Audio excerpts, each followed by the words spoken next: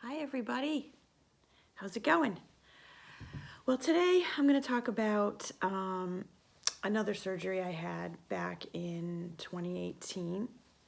Um, in 2017, in December of 2017, I was diagnosed with cancer, uterine cancer, and in January of 2018, I had a hysterectomy, and I removed, for all the people that don't know what that term means, basically they go in and they remove the ovaries and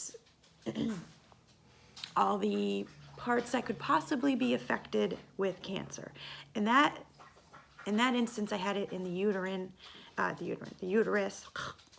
And so my doctor was like, well, do you want me to leave, you want me to leave anything? And I says, no, don't leave anything. I mean, you're already taking out the main parts. Just take out everything, and then there's no risk of it spreading anywhere. And that was a hard decision. Even though what I had was, I hate to say, a more common cancer, it's still cancer. When you hear that word, it's, whether it's slight or something common or something easily fixed or whatever the case may be, you still hear that word. And it was hard. It was hard. Even though I heard many stories from many people saying, oh, I had that, that's not a big deal, they'll go in, they'll take care of it, everything will be fine. I've been fine for years, and you still don't know how your case is going to be. And you hear that, and it kind of changes your whole thought process. And of course, that was a big decision because my husband and I had been thinking about trying to have a kid, and well, there goes that. If you take everything out, that's all gone. And I struggled with that because I don't want the cancer spread anywhere, so I want to take care of that. But I struggled with the whole take everything out and now we can't have kids thing because, he is an only child, and so that was him and his mom's only chance to have for him to have a child and for her to have a grandchild. And I took that away. I took that chance away. It wasn't coming back, and even though they're both like, we want you alive and don't worry about that, those are things that still go on in the back of my mind today. I mean, your whole, from when you're little, you're raised to think you get married, you have kids, that's what everybody does. You know what I mean? And even though for most of my life I never really was that way, I never really was like, oh, I need to get married, oh, I have to kids. I've never had that attitude, but when you meet someone that you want to have children with and you get older in life, you think, okay, this is my last chance, this is it. And especially when you meet somebody who this is their only chance, it holds a different meaning. And I still struggle with that a lot. I mean, obviously now I'm in my middle 40s, that's just not going to happen anyways, but I wasn't then. You know what I mean? I was a little bit younger then. It was still more of a possibility, but now it isn't. And it's difficult. It's still difficult for me, even though, I do like the fact that my house is quiet. There's no lots of children running around and things like that.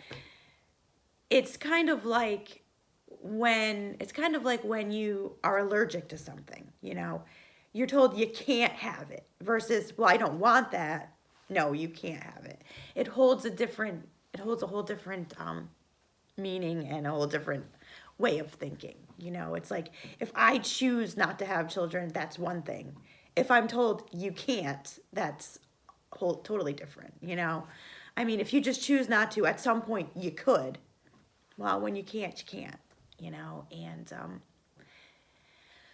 it definitely was hard for a little while. I mean, it's still difficult, but it's the reality, you know, it's a reality that I have to accept and I have to just live with the rest of my life. And, you know, I mean, we have plenty of nieces, nephews, you know, cousins that are children. And so we have that experience. It's just not our own experience, you know.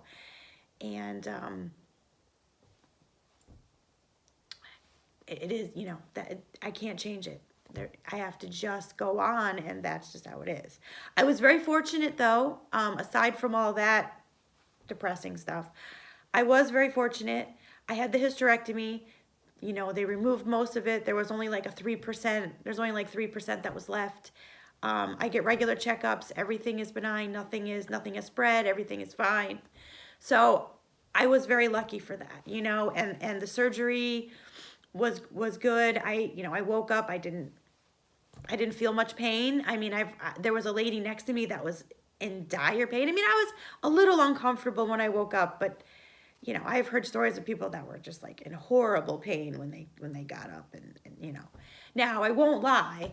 Afterwards, there was some pain, a lot of pain. It was very hard to move, and for a while, and I remember the first night, okay, when I first woke up from surgery and I was in recovery, my husband came to see me, and he was only in there a few minutes because he was actually having a lot of foot pain.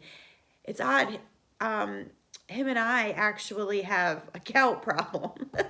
Him more than me. But so he was having a bad gout attack. So I said, just go to the emergency, have it taken care of. You're here, get it taken care of, get medication. There's no reason why, you know, you shouldn't. You're already here. You're already at the hospital. Just get it taken care of, you know.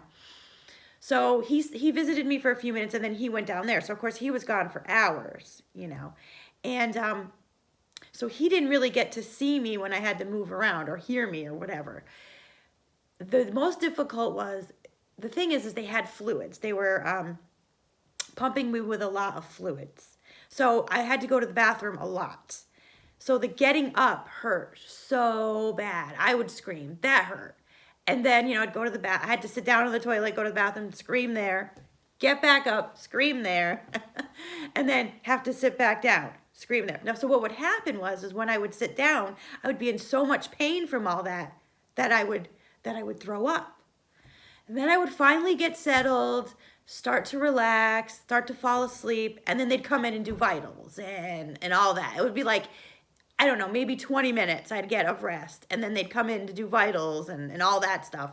Well, then I'm like, well, you're here. You might as well help me to the bathroom, you know? So it was a constant thing that went on all night. So when he finally came back, I was in one of my lull periods where I was resting and, you know, whatever, and he fell asleep because he was tired. Well, then the nurses came in to do their vitals check and all that. So I had to get up to go to the bathroom, and I screamed. He jumped. Oh, my God, I never saw him jump so much. Now, remember, he's having a gout attack, so he can't really walk too well. He jumped. He's like, what's the matter? I was like, it's just the normal. It hurts when I get up. It hurts when I lay down, you know. But it's been, you know, that was 2018. You know, we're now in 2020. I actually have another checkup to go to in February, actually coming up this month, and but I suspect it will be fine, and so luckily everything's been going well. You'll probably hear me talk more about this. I don't want to make this video too long. I kind of just wanted to put the premise out. I probably will go in more detail and talk about different things I was going through and all that, but I kind of just wanted to give a brief synopsis that had happened and all that. But my end lesson for today's video is just live for today. Live for today. Try not to live for yesterday or tomorrow. Live for today, because today is the present and the present is a gift. Till next time, be good to each other and yourself.